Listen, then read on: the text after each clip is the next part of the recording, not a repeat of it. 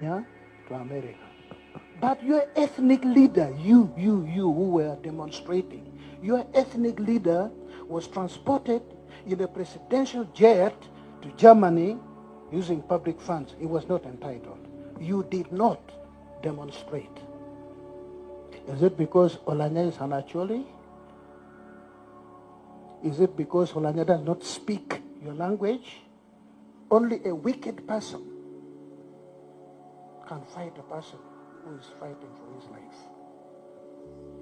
Only a super wicked person can fight the dead.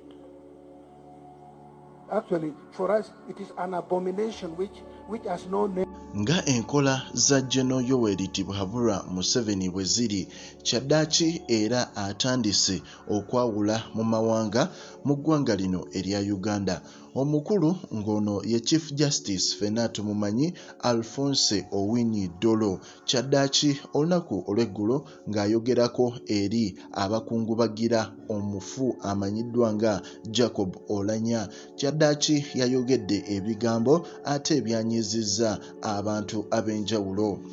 Owinyi Dollo olunaku olw'eggulo yavuddeyo n'agamba nti yeewuunya nnyo abantu abavaayo ne bagenda mu ggwanga erya Seattle naddala abaali sayidi eyo ne batandika okwekalakaasa olw'okuba nti batutteyo Jacob Oulanya okufuna obujjanjabi.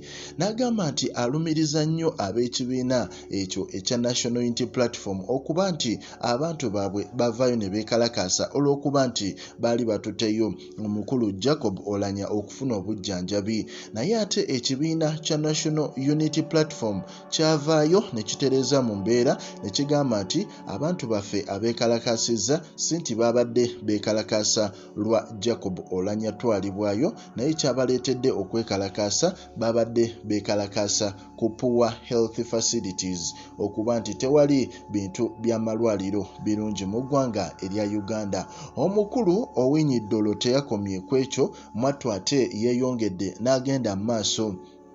N'agamba nti waliwo abantu n'obatunuulira ne bawukwasa n'obusungu olw'ensonga nti wano Kabaka wammwe yali mulwadde ng'ali bubi ne bamuddusa mu ggwanga erya Bugirimaanyi mu presidential mu nnyonyi y'obwa president wa private jet ne bamuddusa mu ggwanga erya Germany, naye ku mwenna teri yavaayo n'ayogera ku nsonga ezo oba n'agamba nti lwaki bamuddusizza ebweru twekalakaase, teri yavaayo.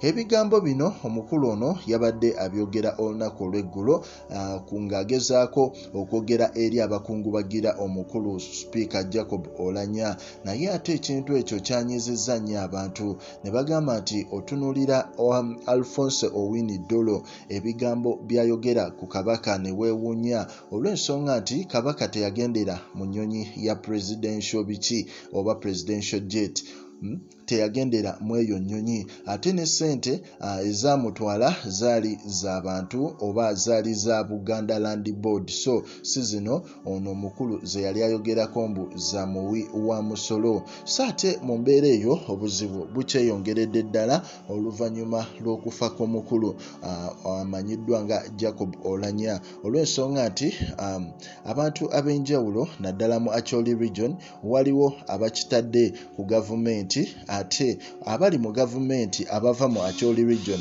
ate bo bakikyusizza batandise okizza to Buganda region naddala side ya Bobi Wine olw'ensonga nti abantu abasinga mu NUP bo babadde basanyufu nnyo olw'okugenda kw'omukulu Jacob Oulanya. So waliwo kye bayita divide and rule, ate ng'eno enkola buli omu abadde agimanyi General Museveni agikozesa nnyo ng'afuga abantu be.